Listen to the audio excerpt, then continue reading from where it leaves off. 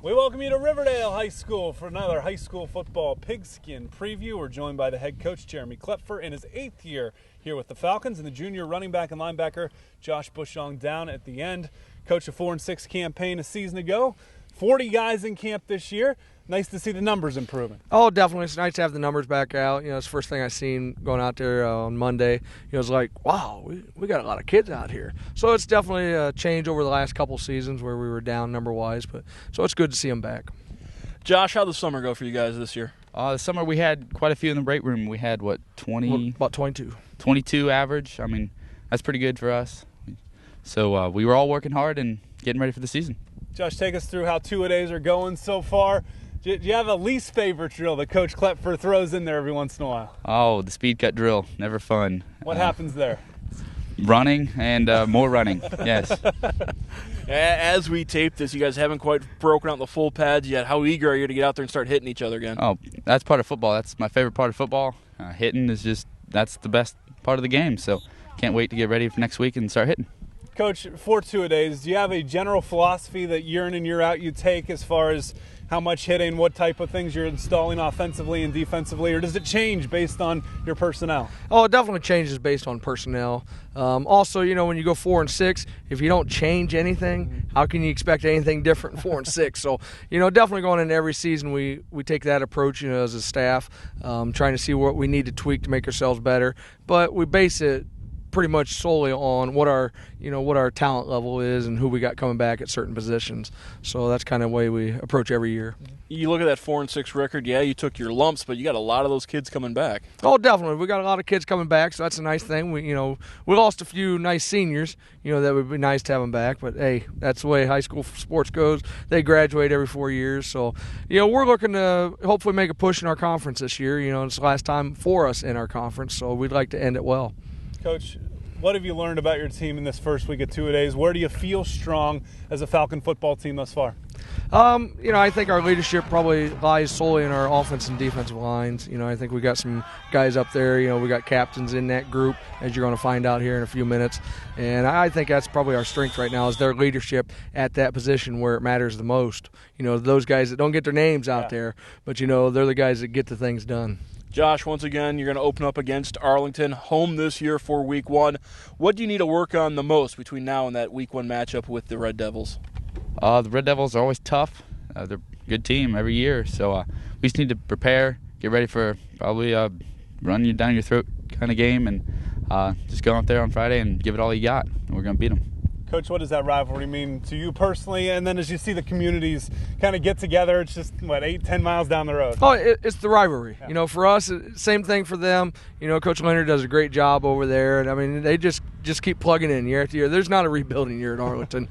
And, they just keep plugging them in. And, they got a great junior class. I hate to say it junior. I wish I could say senior at least. But, they got a great junior class. And, they throw in the nice seniors that they have. And it's just another very, very good Arlington football team. It's starting next season. That rivalry with Arlington will become a conference rivalry as you guys enter into the Blanchard Valley Conference for football.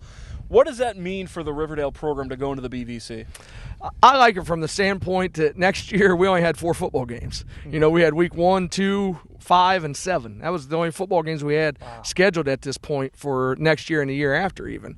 So it's nice that, we have that off our backs. We don't have to worry about getting 6 other games. So I'm just thankful that we got that opportunity, that we're going to get 10 games next year. We're going to get an opportunity to play for a conference championship, and I think that's going to mean a lot to the seniors, to have that opportunity to play and to be back to be in the BVC. I'm from the BVC, so I like the BVC. I think it's a nice conference. I think they take care of their student athletes, try to award them a lot, and it's a good thing, I think, for these kids to have that opportunity. Certainly seems like a good fit geographically as well. Oh, definitely. Which sort of travel for you guys? Yes, definitely. I think our longest travel in the BVC is pretty much our shortest travel in the NCC. Wow.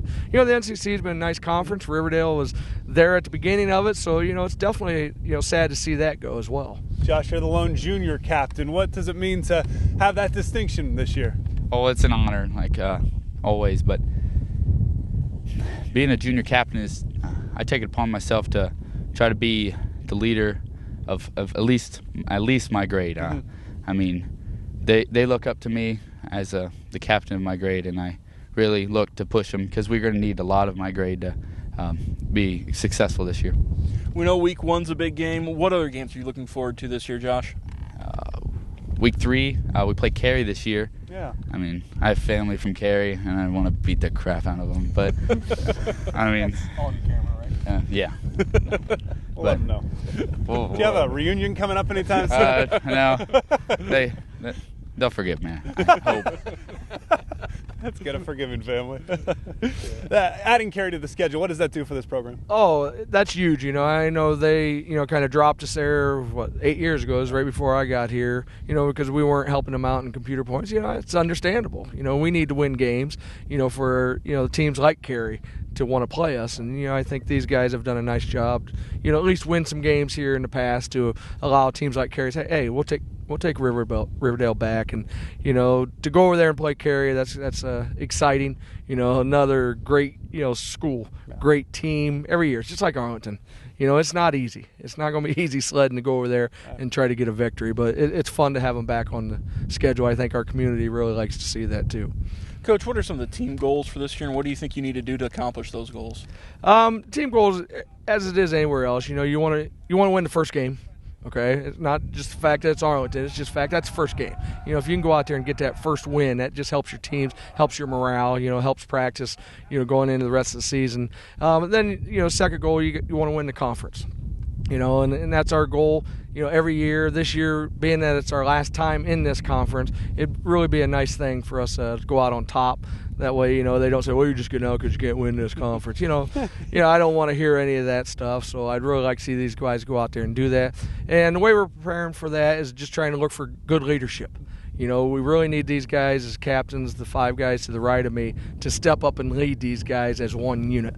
I think football is really becoming one of the last true team sports. In other sports, it seems like you can get away with that one stud or something, and you can't always do that in football. I mean, you need your guys, up front to step up and block. So, I'm just looking at these guys they need to lead it as one unit, and I guess that's what I'm hoping for, that we get out of these guys to help us accomplish our goals. Coach, the Falcons Division 6 this year. How does that affect the small schools, 5, 6, 7, etc.? I was looking at a lot of the teams in there, and I was like, whoa. We got some there's some pretty talented teams in that group, so I almost think this year for us, I almost feel like it's going to be harder for us to make the playoff, okay. Just with the other teams that are, the states showing that are going to be in our region. So, but still, at least, they're getting that 7th conference. I think it helps the teams more even in the Division 7. Yeah, even smaller. The smaller schools, I think it's, really helps them and an advantage to them, I think, with the way the state's got it broken down right now, which is a good thing. You want to see anytime more kids can get to playoffs and have that opportunity. It's a great experience. All right, we need to take a quick break. When we come back, more from the Falcons here on WOSN.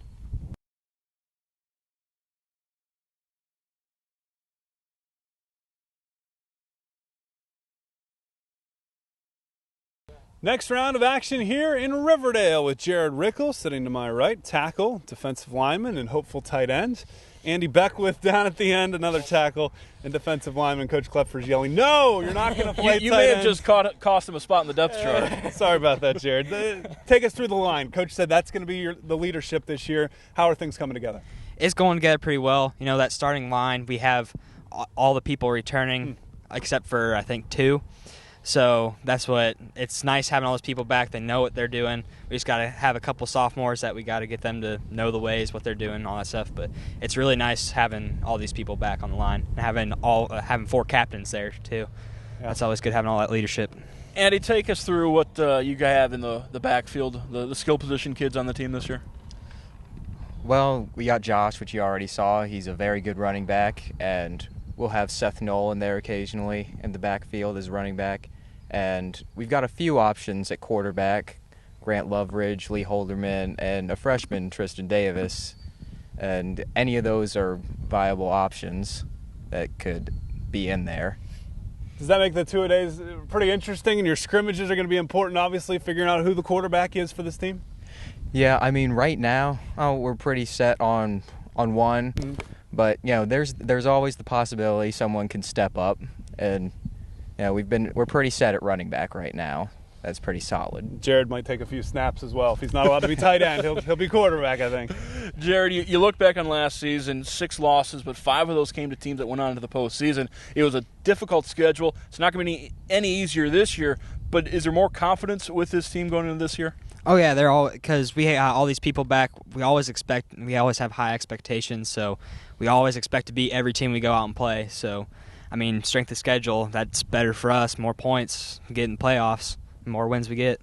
Jared, another 6 or 8 guys are in camp this year. Does that feel a lot bigger when you have 40 guys practicing and getting you through 2-a-days? Yeah, it does. That's what we have. A lot more people going through drills and stuff. That's what you look down to your left and right, and there's a lot more people both ways. So it's good having those numbers, though. More people to get rotation, get people breaks and stuff.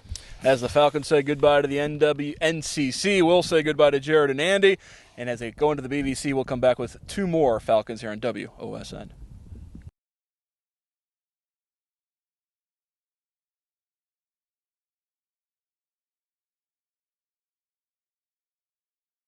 One final time here with the Riverdale Falcons alongside Joe Vernick, our camera guy, and Mark Kunz. My name is Andy Lynch, and we're joined by Paul Fry, sitting to my right, another offensive lineman and linebacker as well, and down on the end, Sam Wibbing, another lineman and a defensive lineman. Paul, let's start with you. So many captains on that line. How important is it to see the leadership up front? Oh, it's a great thing because we need a lot of leadership up there because without the linemen, your running backs won't get anywhere. You need to block for them, so it helps out. Sam, how has this line come together? Have you guys been playing together for a while? Do you feel like you know what each other's going to do at every time? Yeah, I think we have a very talented line, most of them returning from last year. Sam, how have 2 days gone? What's the feeling around camp? Does it feel different now that you're a senior? Not really, no. Same old Just Riverdale another- 2-a-days, huh? Just another day at the office. There you go. Paul, as we alluded to earlier, this is the final season for Riverdale on the NCC. What teams are you looking forward to playing the most in your conference slate? For the NCC? Yeah. I want to play Upper because I want to beat Upper. I don't like Upper. Do you have family there just like Yeah, I have that's family. what it is, okay. Are they as forgiving as we heard earlier? No, not really. Okay. But I don't know if Upper Sandusky, not too many get us up there, so you're okay. You can say that, I think. All right. Everybody can see us on the internet. We do have the internet. That's all right. I'll take them on. The Family Feud here in Riverdale. Looking through your schedule, Arlington to start. Another big rivalry game. Yeah, it's exciting to play Arlington because it's been a rivalry for a long time. And it's just great to play them. It's a lot of fun. So, yeah. Sam, what do you guys need to work on the most before that game with Arlington? You're ready. I'd say we're pretty solid as a unit, teamwork, and I